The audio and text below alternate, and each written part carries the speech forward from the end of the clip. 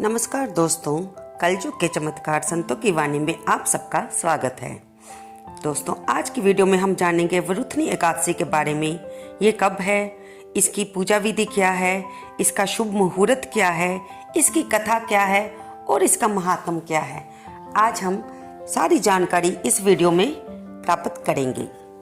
अगर आप मेरे चैनल पर नए हो तो कृपया इसे सब्सक्राइब कर लें ताकि आपको हर आने वाली वीडियो की नोटिफिकेशन मिलती रहे।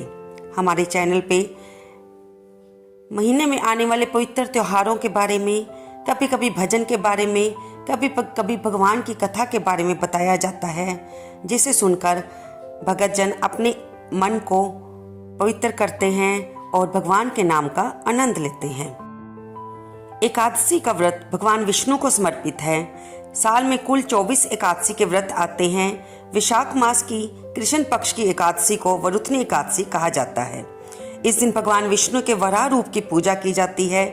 वरुथनी एकादशी का व्रत अन्न दान, कन्यादान दोनों श्रेष्ठ दानों का फल मिलता है। आइए अब हम जानते हैं कि ये कब है और इसका महत्व क्या होता है। वरुथनी एकादशी का व्रत 16 अप्रैल रविवार को किया जाएगा। मान्यता है कि इस व्रत को करने से व्यक्ति के सभी कष्ट और दोष दूर हो जाते हैं और इस व्रत के प्रभाव से व्यक्ति को मोक्ष की प्राप्ति होती है। वरुथनी एकादशी का आरंभ 15 अप्रैल शाम 8:46 से शुरू हो जाएगा और इसका समापन 16 अप्रैल शाम 6:15 पर होगा और इसका पारण समय 17 अप्रैल सुबह 9:30 तक रहेगा।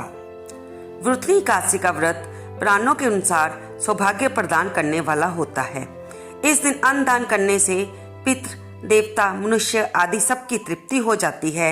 भगवान श्री कृष्ण ने इसका महात्म्य अर्जुन को समझाया है और बताते हैं कि इस व्रत को करने से व्यक्ति को यश मिलता है, जय मिलती है और उसके दुख और दुर्भाग्य दूर होते हैं। वरुथनी एकादशी के दिन सुबह जल्दी उठकर गंगा जल डालकर या हल्दी डालकर पानी में स्नान करें। इसके बाद स्वच्छ साफ वस्त्र धारण करके अपने घर के मंदिर में घी का दीपक जलाएं। फिर भगवान विष्णु की प्रतिमा का अभिषेक करें। अगर आपने भगवान लड्डू गोपाल की सेवा ली हुई है तो उनको स्नान करा के उन्हें स्वच्छ साफ पीले रंग के वस्त्र डालें और फिर उनकी षोडशोपचार से पूजा अर्चना करें। लड्डू गोपाल जी का स्नान करवा के उन्हें पीले रंग के वस्त्र डलवाएं। फिर उनका फूल, फल, माला, तिलक से अभिषेक कीजिए, उन्हें नैवेद्य अर्पित करें और घी का दीपक जलाकर भगवान की कथा सुनी। अपना आप जैसा भी व्रत रखना चाहते हैं, फलाहार या निर्जला, भगवान के सामने उस व्रत का संकल्प लें।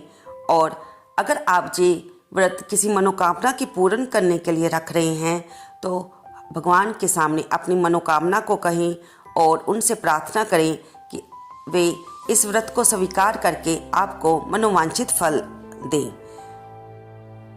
दोस्तों, इस हर एकादशी के व्रत को शुरू करने से पहले दशमी के दिन ही इसका नियमों का पालन करना अवश्य हो जाता है। जैसे कि हम आपको हर वीडियो में बताते हैं कि दशमी के दिन हमें सात्विक भोजन करना चाहिए और सूर्य अस्त से पहले भोजन कर लेना चाहिए। फिर एकादशी के व्रत के दिन सुबह जल्दी उठकर स्नान करना चाहिए। अपने घर के मंदिर में दीपक जलाकर भगवान की कथा सुनकर और फिर उनकी आरती करें और दिन में ज़्यादा से ज़्यादा महामंत्र ओम नमो भगवते वासुदेवाय का जाप करें। भगवान विष्णु को इस दिन भोग अवश्य अर्पित करें। और इस दिन दोस्तों, हम सभी एकादशियों में बताते रहे हैं कि चावल तो बिल्कुल भी नहीं खाने चाहिए, क्योंकि एकादशी के व्रत में चावल खाना वर्जित होता है। आपको हम ये बता दें कि इस्कॉन टेम्पल, बांके बिहारी जी के मंदिर, राधा रमन जी के मंदिर और खाटू श्याम में ये व्रत 16 अप्रैल दिन रविवार को ही रखा जाएगा। दोस्तों, वरुथनी एकादशी पर जल दान करने का खास महत्व है, क्योंकि इस समय गर्मी चरम सीमा पर होती है। वरुथनी एकादशी पर जल से भरा मटका दान करने और राहगीरों के लिए सार्वजनिक स्थल पर प्याऊ लगाने से कई जन्मों के पापों से मुक्ति मिलती है। लक्ष्मी नारायण की कृपा से शरीर स्वस्थ रहता है। इस साल वरुथनी एकादशी पर अद्भुत योग का संयोग बन रहा है। इस योग में व्रती की पूजा और दान का कई गुना फल मिलता है।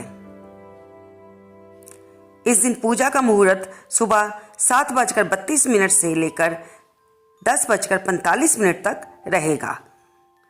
और अब हम इसके शुभ योग के बारे में जानेंगे। वरुथनी एकादशी पर शुक्ल, ब्रह्मा और त्रिपुष्कर योग का संयोग बन रहा है। इन तीनों योग में श्री हरि की पूजा उत्तम फलदायी मानी गई है। ज्योतिष शास्त्र के अनुसार शुक्ल योग में प्रभु और गुरु की पूजा अक्षय पुण्य देती है। इसमें मंत्र साधना भी सिद्ध होती है। कहते हैं जैसे चांदनी की किरणें स्पष्ट बरसती हैं, वैसे ही इस योग में किए गए कार्यों में सफलता जरूर मिलती है। वहीं अपने नाम स्वरूप शुभ योग में पूजा और कोई कार्य करने से मनुष्य के मान प्रतिष्ठा में वृद्धि होती है और सुख का आगमन होता है। आइए अब हम सुनेंगे वरुथनी एकादशी की व्रत कथा। भगवान श्री कृष्ण ने वरुथनी एकादशी का महत्व बताते हुए युधिष्ठिर को एक कथा सुनाई। पौराणिक कथा के अनुसार प्राचीन काल में नर्मदा नदी के तट पर राजा मानधाता राज्य करते थे। राजा बहुत ही दानवीर और धर्मात्मा थे। एक बार राजा जंगल के पास तपस्या कर रहे थे, तभी वहां एक भालू आया और उनके पैरों को चबाने लगा। तप में लीन राजा का पैर चबाते हुए भालू उन्हें घसीटकर जंगल में ले गया। घबराए हुए राजा मानधाता ने करुण भाव से जब भगवान विष्णु को पुकारा तो उनकी पुकार सुनकर भगवान श्री विष्णु प्रकट हुए और उन्होंने चक्कर से भालू को मार डाला। भालू के हमले से राजा मानधाता अपंग हो गए थे।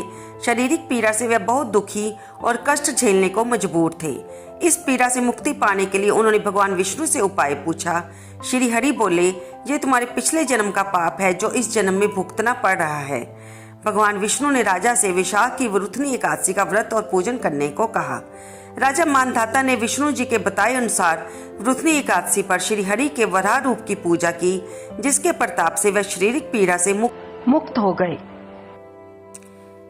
वरुथनी एकादशी के बारे में भगवान कृष्ण द्वारा राजा युधिष्ठिर को भविष्य पुराण में वर्णित किया गया है।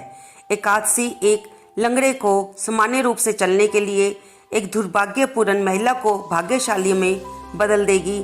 जानवर अपने जन्म और मृत्यु के चक्कर से मुक्त हो जाएगा। राजा मानधाता को ज्ञान हुआ। इक्ष्वाकु राजा धुंधुमार को भगवान शिव के श्राप से मुक्त किया गया था। सभी मनुष्यों को इस जीवन में और अगले जीवन में समृद्धि का आश्वासन दिया जाता है। इस दिन किए जाने वाले दान के क्रम में घोड़े, हाथी, जमीन, तिल, अनाज, सोना और गाय आदि से होने वाले लाभ के आरोही क्रम में श्रेष्ठ लाभ का क्रम होता है और अंत में सबसे अधिक लाभ होता है अपने ज्ञान को दूसरों के साथ साझा करके हासिल किया जाना। ऐसे सभी परोपकारी कार्य किसी के पूर्वजों, देवताओं और सभी जीवों को प्रसन्न करते हैं। एकादशी के दिन भगवान की सारा दिन महामंत्र का जाप करते हुए, रात्रि को भी भजन गाते हुए, भक्ति गीत गाते हुए जागरण करना चाहिए। अगर आप पूरी रात नहीं जाग सकते तो रात के 1 पहर या 2 पहर तक अवश्य जागना चाहिए और भगवान का जाप करना चाहिए। जुआ, खेल, निद्रा, क्रोध, डकैती, झूठ बोलना, दांत साफ करना और व्यायाम करना, सिर, मुंह या बदन मुड़वाना, शरीर पर तेल मलना और दूसरों की निंदा नहीं करनी चाहिए। उपवास का पालन करना चाहिए। मांस, मदिरा, उड़द, मसूर, चना दाल, शहद, सुपारी, पान, पालक नहीं खाना चाहिए। दूसरे के घर का भोजन नहीं करना चाहिए। इस पवित्र दिन वरुथनी एकादशी का व्रत रखने से और व्रत का पालन करने से भगत को सभी नुकसान और बुराई से बचाया जाता है, सौभाग्य प्राप्त होता है और साधक को समृद्धि, नाम और प्रसिद्धि की प्राप्ति होती है। तो दोस्तों, आपको ये सारी जानकारी कैसी लगी? कृपया इसे लाइक करें, शेयर करें और कमेंट बॉक्स में जय विष्णु भगवान लिखना ना भूलें और इस व्रत को रखने का अवश्य प्रयास कीजिए ताकि आप शारीरिक पीड़ा से मुक्त हो सकें।